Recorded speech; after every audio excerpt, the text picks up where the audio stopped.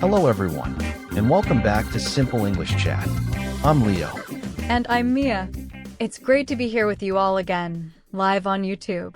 Today, we have a really interesting topic that many English learners ask us about. It's something you use every single day, maybe without even thinking about it. That's right. We're going to talk about the difference between casual English and professional English. Think of it as wearing different clothes for different events. You wouldn't wear a swimsuit to a formal dinner, right? Exactly. And it's the same with how we speak or write in English. You use different words and different ways of saying things depending on who you are talking to and where you are. So, let's start with casual English. What does that even mean, Leo? Good question, Mia. Casual English is the kind of English you use with your friends, your family, or people you know very well. It's relaxed, informal, and comfortable. It's like wearing your favorite t-shirt and jeans. I love that comparison. So, when you're just hanging out with friends, talking about your day, or chatting online with someone you know, you're probably using casual English. Yes, absolutely. In casual English, we often use contractions like I'm instead of I am or don't instead of do not. It makes our speech flow more easily and sound more natural. We also use slang, which are informal words or phrases that are often specific to certain groups or times. For example, you might say, "What's up?" to a friend instead of, "How are you doing today?" That's a classic. Or gonna instead of going to, or wanna instead of want to. These are all very common in casual speech. And sometimes we even shorten words, like saying info for information or pics for pictures. Oh, definitely. And in casual conversations, we often use idioms. These are phrases where the meaning isn't obvious from the individual words. For example, if you say, "It's raining cats and dogs," you don't mean animals are falling from the sky. You mean it's raining very heavily. Good point. Idioms add a lot of color to casual English, but they can be tricky for learners. The key is to learn them in context. Another thing about casual English is that we often use simpler sentence structures. We don't always need long, complex sentences to get our message across. Right. We might use fragments of sentences or start sentences with and, or, but, which you generally avoid in more formal writing. Our grammar can be a bit more relaxed, too. We might not always speak in perfect, textbook grammar in a casual setting. That's true. For example, you might hear someone say, "Me and John went to the store," instead of the grammatically correct, "John and I went to the store." While technically incorrect, it's very common in casual speech. And it's important for English learners to know that this is okay in casual settings. The goal of casual English is to communicate easily and comfortably, not always to be perfectly correct by strict grammar rules. Exactly. So, to sum up casual English, it's relaxed, uses contractions, slang, idioms, simpler sentences, and sometimes a bit more relaxed grammar. It's for friends, family, and comfortable situations. Perfect summary, Leo. Now let's switch gears to the other side, professional English. What does that look like? Professional English is like wearing a suit and tie to a business meeting or a formal dress to a fancy dinner. It's formal, respectful, and precise. You use it in serious situations, like at work, in school, or when talking to people you don't know well, especially if they are in a position of authority. So, when you're writing an email to your boss, giving a presentation, writing an essay for school, or having a job interview, you should definitely use professional English. Absolutely. In professional English, we generally avoid contractions. So, instead of I'm, you'd say I am. Instead of don't, you'd say do not. This makes your communication sound more serious and respectful. And no slang. You wouldn't tell your boss, "What's up?" in a meeting. You'd say, "Good morning," or "How are you doing today?" Slang can make you sound unprofessional or even rude in a formal setting. Precisely. We also avoid those shortened words like info or pics. In professional settings, you'd use the full words, information, and pictures.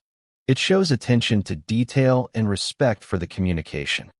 And while idioms can be fun in casual talk, it's best to avoid them in professional English, especially if you're speaking to people who might not be native English speakers. Idioms can be confusing and lead to misunderstandings. It's better to be clear and direct. Definitely. Clarity is key in professional communication. You want to make sure your message is understood exactly as you intended. This means using more precise vocabulary. Instead of saying a lot of, you might say numerous or a significant amount. Oh, that's a great example. Instead of good, you might use excellent, effective, or satisfactory, depending on the exact meaning you want to convey. Using specific vocabulary makes your message stronger and more professional. And the sentence structure is usually more complex and complete. You'll use full sentences, proper grammar, and clear transitions between ideas. You wouldn't start a sentence with and, or, but in a formal report. Right. You'd use transition words like furthermore, however, therefore, or in addition. These words help connect your ideas smoothly and logically, which is very important in professional writing and speaking. Grammar is also much stricter in professional English. You always aim for correct grammar, punctuation, and spelling. Mistakes can make you look careless or uneducated. Yes, proofreading is your best friend when writing anything professional. And another important point is tone. In professional English, your tone should be respectful, objective, and polite. Even if you're disagreeing with someone, you express it in a polite and constructive way. Absolutely. You avoid overly emotional language or personal opinions unless they are specifically asked for and presented as such. The focus is on facts, ideas, and clear communication. So, to quickly summarize professional English, it's formal, avoids contractions and slang, uses full words, precise vocabulary, complete and grammatically correct sentences, and a respectful, objective tone. It's for work, school, and serious interactions. That's a fantastic overview, Mia. Now, let's talk about why it's important to know the difference. Why can't we just use one style all the time? Well, imagine if you spoke to your best friend using very formal, professional language. Greetings, esteemed colleague. I trust this message finds you in excellent health.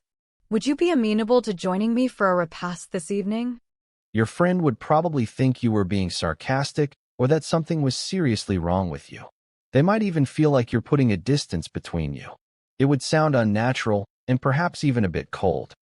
Exactly. And on the flip side, imagine going into a job interview and saying, "Hey, what's up? I totally want to get this job. It sounds super cool."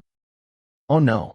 The interviewer would likely think you're not taking the interview seriously or that you lack respect for the company and the position. It could cost you the job, even if you're very qualified.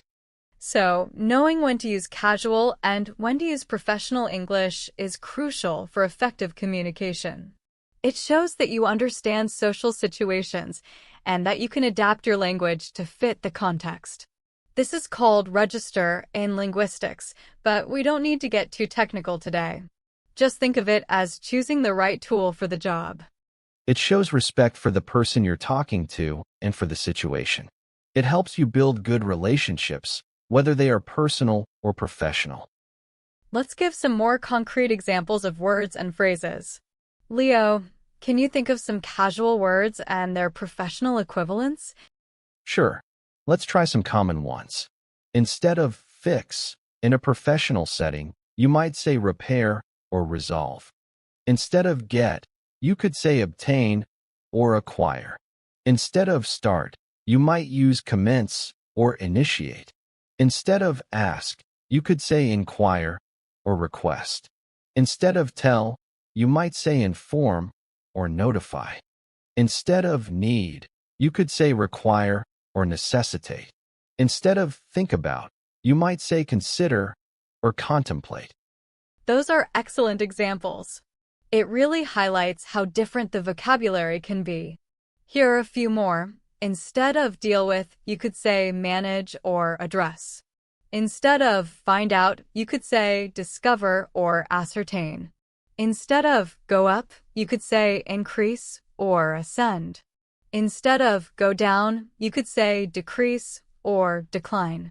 Instead of lots of, which we mentioned earlier, you could say numerous, many, or a substantial amount. Instead of boss, you'd usually say manager or supervisor. Great additions, Mia.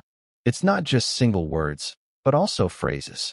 For instance, in casual English, you might say, "Can you give me a hand?" meaning "Can you help me?" In professional English, you'd say, "Could you assist me?" or "Would you be able to provide assistance?" Yes, that's a perfect illustration. Another one, casual, I messed up, meaning I made a mistake. Professional, I made an error or I made a mistake. Or when you're saying goodbye, casual, later, or see ya. Professional, goodbye, sincerely in writing or have a good day. And consider how you greet someone. Casual, hey, or what's up? Professional, good morning/afternoon/evening, or hello, or how are you? It's really about being aware of your audience and the situation. Sometimes, you might even use a mix, especially if you know someone professionally, but have also developed a friendly relationship. That's a semi-formal style, but for now, let's stick to the clear casual versus professional. That's a good point, Leo. There are always shades of gray, but understanding the two main poles, casual and professional, gives you a strong foundation. So, for our English learners watching, what's the best way to practice and get better at knowing the difference? I'd say, first, listen and observe. Pay attention to how native English speakers talk in different situations. Watch movies and TV shows for casual English. Pay attention to how characters talk to their friends versus how they talk to their boss or a teacher. That's a great tip. For professional English, you can watch news broadcasts, documentaries, or even TED Talks on YouTube. Notice the vocabulary, the sentence structure, and the tone. Second, read different types of materials.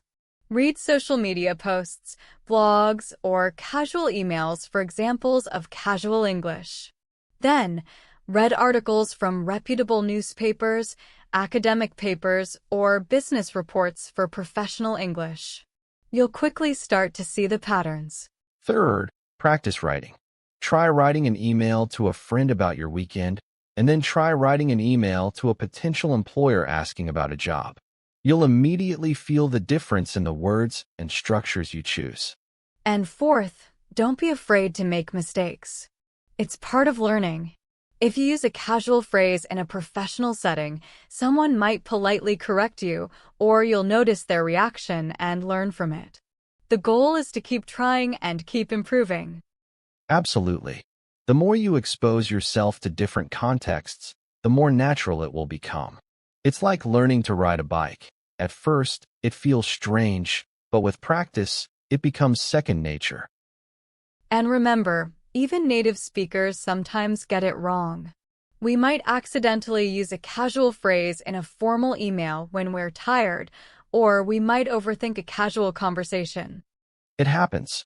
The key is awareness. Once you're aware that these two styles exist and why they're important, you're already halfway there. I think this has been a really helpful discussion, Leo. It's a fundamental part of mastering English communication. I agree, Mia. It helps learners not just to speak English, but to speak it appropriately and effectively in any situation. Before we wrap up today's episode, as always, I'm going to quickly go over some of the new words and phrases we discussed today, along with their simple definitions. This is just to help you remember them better. Perfect, Mia. Take it away. Okay, let's review some key terms from today's chat about casual versus professional English. First, we talked about casual English.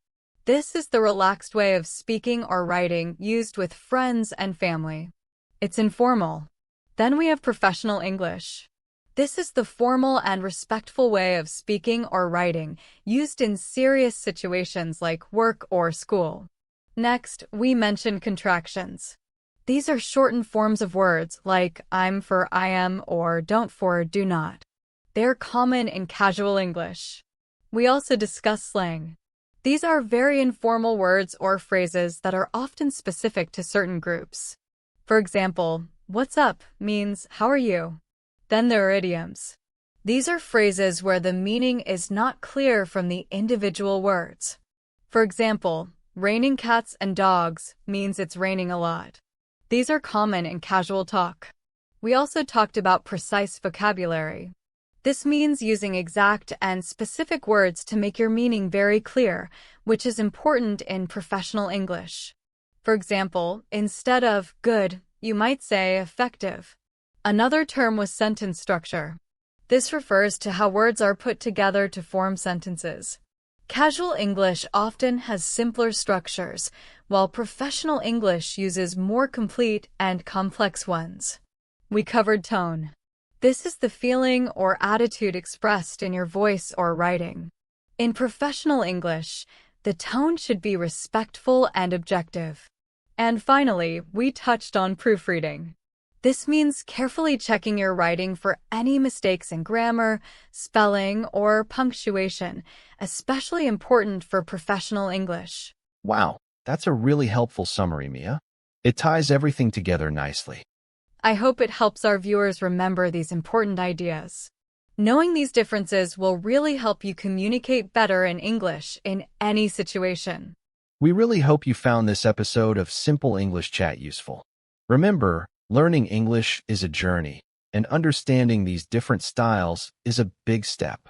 Don't forget to give us a thumbs up if you enjoyed this video, and subscribe to our channel so you don't miss our next episode. You can also leave comments below with your own examples of casual or professional English. We love hearing from you. Thanks for watching, everyone. We'll see you next time on Simple English Chat. Bye for now.